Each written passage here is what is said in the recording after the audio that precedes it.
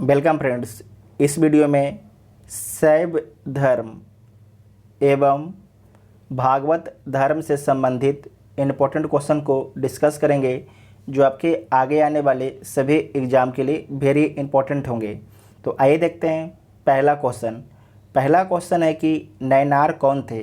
तो नैनार शैव उपासक संत थे। नैनार मत मयूर से क्या तात्पर्य है। तो प्राचीन भारत में एक शैव संप्रदाय था। ठीक है।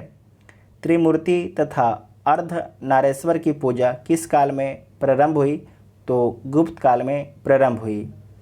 नेक्स्ट है कि मेगास्थनीज ने भगवान शिव को कौन सी संज्ञा दी। तो डायोनिसस। ठीक है, डायोनिसस की संज्ञा दी। नेक्स्ट है कि जैन ग्रंथ उत्तराध्ययन सूत्र में वासुदेव का संबंध किस जैन तीर्थंकर से बताया गया। तो बताया गया अरिष्ट नेमि से। ठीक है, अरिष्ट नेमि से। लिंग पूजा का प्रथम स्पष्ट उल्लेख किस पुराण में मिलता है।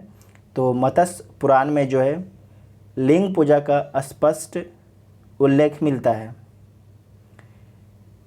उसके बाद है कि अधर्ववेद एवं श्वेतांबर उपनिषद में शिव का एक नाम महादेव मिलता है। ठीक है, तो अधर्ववेद एवं श्वेतांबर उपनिषद में जो है शिव का एक दूसरा नाम महादेव मिलता है।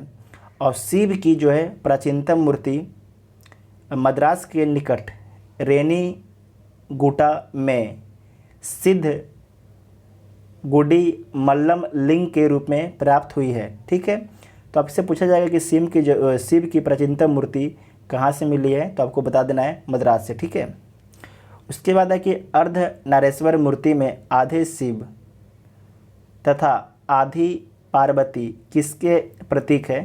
तो किसके प्रतीक है। तो ये प्रतीक आपके हैं देव और उनकी शक्ति के योग का। ठीक है, देव और उनकी शक्ति के योग का प्रतीक है। नेक्स्ट है कि दक्षिण भारत में शैव आंदोलन में किसकी प्रमुख भूमिका थी। तो नैनार संतों की प्रमुख भूमिका थी। नैनार संतों की संख्या कितनी थी। तो जो नैनार संत थे उनकी संख्या 63 थी। ठीक है, 63। एक संप्रदाय के रूप में शैव धर्म का प्रारंभ किस काल में हुआ। तो शुंग सातवाहन काल में होता है एक संप्रदाय के रूप में शैव धर्म का प्रारंभ। नेक्स्ट है कि प्रमुख दर्शन एवं उसके प्रतिपादक। तो देख लीजिए सांख्य दर्शन। ठीक है, सांख्य दर्शन कपिल मुनि। ठीक है, तो सांख्य दर्शन के प्रतिपादक कौन है। तो कपिल मुनि इसके प्रतिपादक हैं। और जो न्याय दर्शन के प्रतिपादक कौन है। तो अक्षपाद गौतम। कौन है। अक्षपाद गौतम। योग दर्शन इसके प्रतिपादन कौन है। तो पतंजलि हैं। ठीक है, पतंजलि हैं। वैशेषिक दर्शन का प्रतिपादन किया गया है कनाद या उलूक के द्वारा। ठीक है, मीमांसा का प्रतिपादन किया गया है जैमिनी के द्वारा।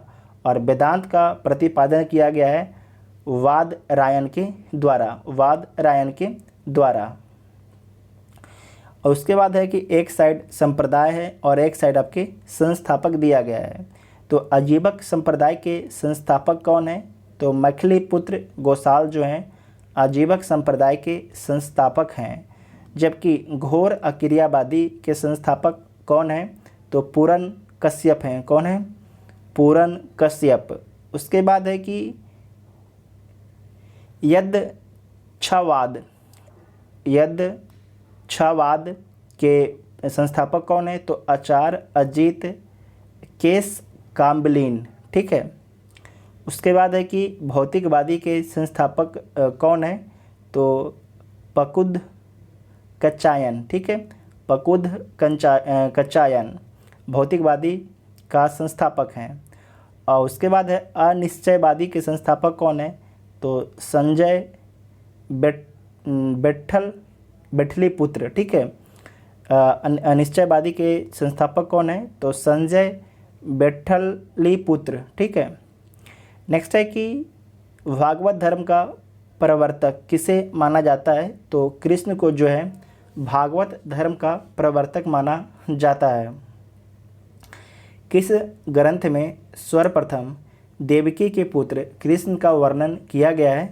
तो सर्वप्रथम जो है देवकी के पुत्र कृष्ण का वर्णन जो है छंदोग उपनिषद में किया गया है। वेरी इंपॉर्टेंट है, छंदोग उपनिषद में। ठीक है। भागवत संप्रदाय के विकास का श्रेय किन शासकों को दिया जाता है? तो गुप्त शासकों को दिया जाता है भागवत संप्रदाय के विकास का श्रेय। नेक्स्ट पॉइंट है कि हेलियोडोरस तक्षशिला का निवासी था तथा उसके बेसनगर अभिलेख से वासुदेव के संबंध में वर्णन मिलता है। ठीक है। तो जो हेलियोडोरस है वह तक्षशिला का निवासी था और उसके बेसनगर अभिलेख से वासुदेव के संबंध में वर्णन मिलता है।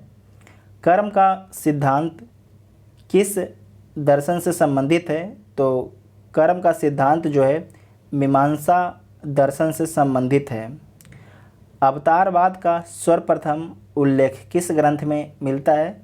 तो श्रीमद् भागवत गीता में मिलता है अवतारवाद का सर्वप्रथम उल्लेख। नेक्स्ट पॉइंट है कि भागवत गीता में मोक्ष के साधन के रूप में धर्म, कर्म, भक्ति को समान महत्व दिया गया है। भागवत गीता में जो है मोक्ष के साधन के लिए जो है धर्म, कर्म, भक्ति को समान महत्व दिया गया है।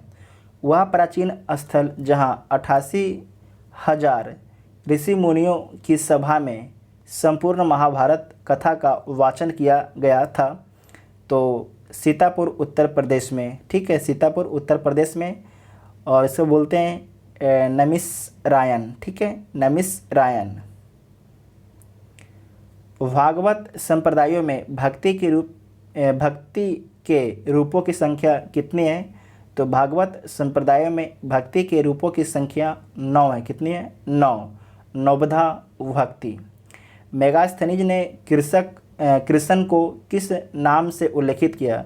मेगास्थनीज जो है कृष्ण को किस नाम से उल्लेखित किया? तो मेगास्थनीज ने जो है कृष्ण को हेराक्लीज के नाम से उल्लेखित किया। हेराक्लीज के नाम से, हेराक्लीज के नाम से। ठीक है। उसके बाद है कि दक्षिण भारत में वैष्णव मत का विस्तार किसने किया?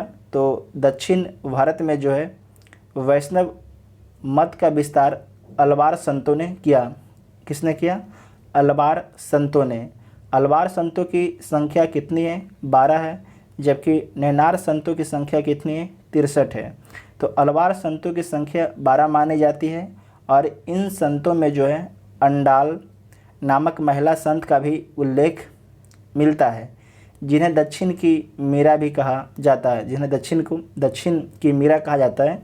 तो किसे बोला जाता है? तो अंडाल नामक एक महिला संत को जो है दक्षिण की मीरा कहा जाता है। ठीक है।